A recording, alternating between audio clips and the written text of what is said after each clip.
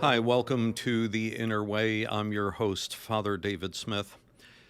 We've been taking a little bit of a break from The Inner Way since Pascha of 2022. Now we're in January of 2023, so it's been a few months. But it's been very busy at the church as the pandemic has sort of wound down a little. And I had another project going on with a daily podcast at Ancient Faith Radio called Watchful Eating. But I'm ready to begin again. And I have always enjoyed doing The Inner Way and especially carefully reading through Unseen Warfare. And so we're going to just get right back into it and continue our study of Unseen Warfare. The last program I did back at the beginning of last year was on chapter 41. And chapter 41 centered on something that's near and dear to my heart, and that is to focus on one particular sin. You overcome sins not by looking at all of them all at once, but by focusing on one particular sin. And actually, that has been the subject of my daily podcast, which is called Watchful Eating. And we're specifically looking at the sin of gluttony and trying to learn watchfulness, but watchfulness specifically for the purpose of overcoming thoughtless eating. So I think the author of Unseen Warfare would be happy with that idea. It doesn't mean we've put aside all the other sins as being just fine to commit. That's not what happens. And as we come to the end, the podcast only goes for a year. I think we're in week 46 now or 45. We're beginning to say now we've addressed this one particular sin, we're going to address some others as well and begin to use watchfulness more generally in our lives. This next chapter, chapter 42, is entitled, How Long Should One Exercise Oneself in Each Virtue, and What Are the Signs of Progress in It? Well, I can answer that first question right away. And I've said this many times in the Watchful Eating podcast. This goes for the rest of our lives. We are never going to overcome sin. And in fact, there are particular sins when we're really never going to overcome them. It's like an alcoholic who can be in AA and can be sober for even decades and still says, this is a problem that I have to watch out for. And so how long should one exercise oneself in each virtue? That's easy for the rest of your life. What are the signs of progress in it is more of my concern, because when we have some sense of success, some sense of progress in terms of our battles, then we begin to feel like this is worth it, like God is strengthening me, and I can really, look to some success in my struggles. Now, the author of Unseen Warfare in this chapter 42, it's a long chapter, by the way. I think I'm going to spend 2 weeks on it. But in part of chapter 42, he quotes from Saint Isaac the Syrian, one of my favorite saints. The homilies, the ascetical homilies of St. Isaac the Syrian, I think is going to be our next book when we're done with Unseen Warfare. One of my favorite books, when I can understand it. It's one of my favorite books, but we'll jump into that in good time. But he's quoting from St. Isaac here in Unseen Warfare, and I just want to read the part that is the quotation. If you see that your mind is not being forced, but acts freely and presses forward in good thoughts, this is a sign of progress. So he gives us one sign of progress, and that is that our mind doesn't seem to be under pressure as much when we are tempted by particular sins. This is a critical point. Where does sin really take place, or really start, I should say? It starts in the mind. So the sin can be out here, and there can be something leading up to that sin, and something leading up to the leading up.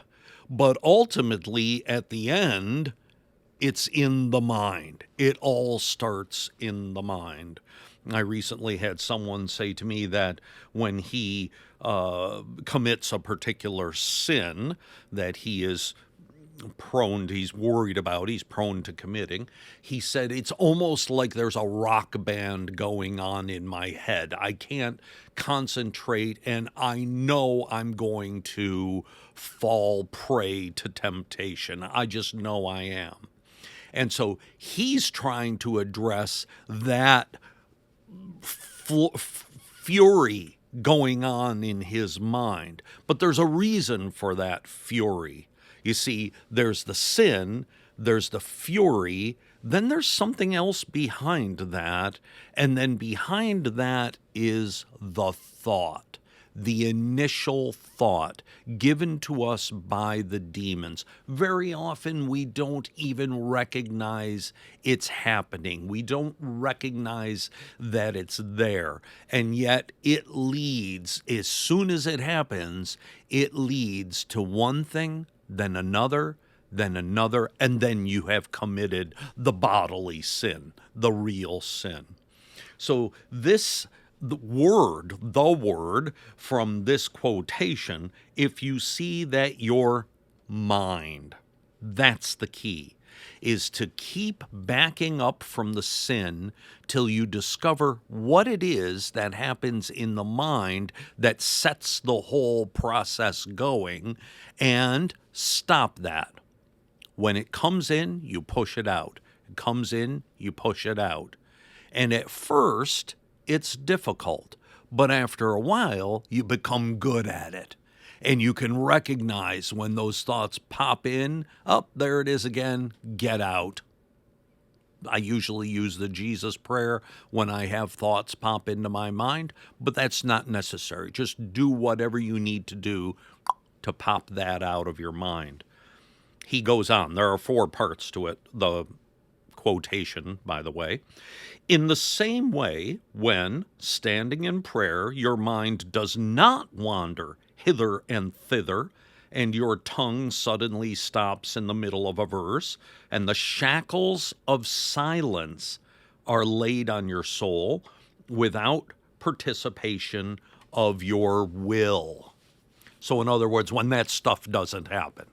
Well, sometimes we try to embrace silence in our prayers, and I have several parishioners who try to embrace it in their lives. They try to spend a little bit of time each day being silent. It's a great idea. But I have discovered in my own use of the Jesus prayer, when I'm sitting in this very office in the morning praying my Jesus prayers with my prayer robe, that if I'm really, really tired, that sometimes my mind just drops into silence. And what's happening is usually I'm falling asleep. It drops into silence and I begin dreaming. Now, I don't dream about bad things. I just dream about, things that are coming up, things that I did yesterday, whatever the case may be. These are okay dreams. The demons aren't going to give you bad dreams. They just want you to dream while you're praying. And sometimes I'll recognize that, either my head will bob down, or sometimes I even drop my prayer rope. When my prayer rope hits the floor, then I know, oh, I've fallen asleep. So that wandering hither and thither, as Unseen Warfare says, that wandering has set upon me. We want to do that less and less. And I've heard certain people's confessions for decades, and they always confess that my mind wanders when I pray. It is important for us. We recognize that happens, but it's important for us to try to get it to happen less and less. Not always going way over here to where we fall asleep, but to try to get it goes a little way, bring it back. It goes a little way, bring it back, and so on. To learn to do that while we're praying. The third part of this is also when you notice that with each good thought and memory arising in your soul, and with every spiritual contemplation, your eyes are filled with tears, and they run freely down your cheeks, or when sometimes you see that your thought of its own accord and independently of you sinks into the depths of your heart and remains in the state for maybe an hour, while peace reigns in your thoughts. This is, I believe that he's talking about those moments of thankfulness. Now, usually this happens to me when I'm talking, when I'm teaching, when I'm preaching, when I'm counseling somebody, and I just begin to think about or talk about the wonderful treasure that we have in salvation. We are so far from being worth anything to God, and yet He has done so much to save us. That fills me with such joy that I often find myself choking up even during a sermon or during a teaching. In fact, I've learned ways of physically trying to keep myself from choking up. I'm doing it right now to keep myself so that I can keep talking without embarrassing myself and embarrassing people. Because when the priest is up there preaching a sermon, but he's just standing there crying, it really isn't all that beneficial spiritually.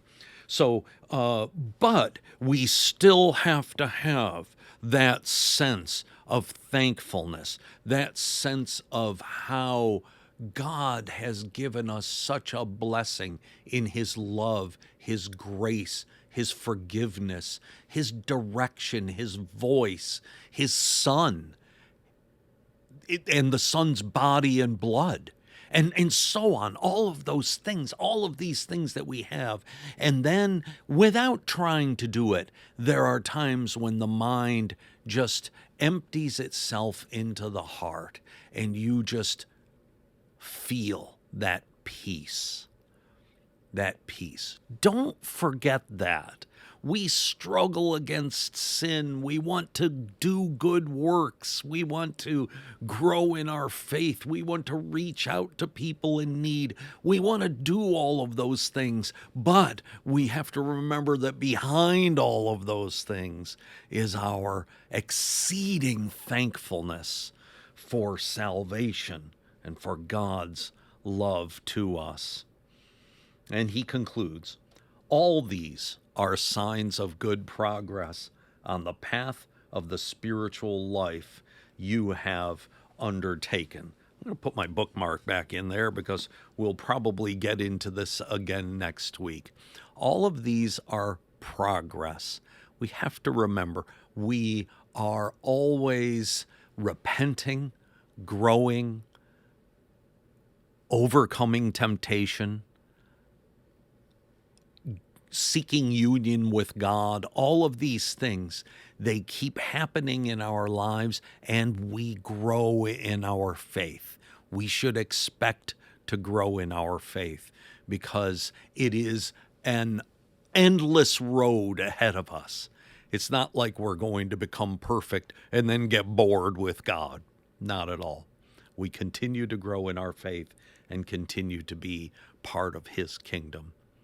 Well, brothers and sisters, thank you. It's great to be back. It's great to talk about unseen warfare again. And we'll get together next week as well. Until then, I'll see you in church.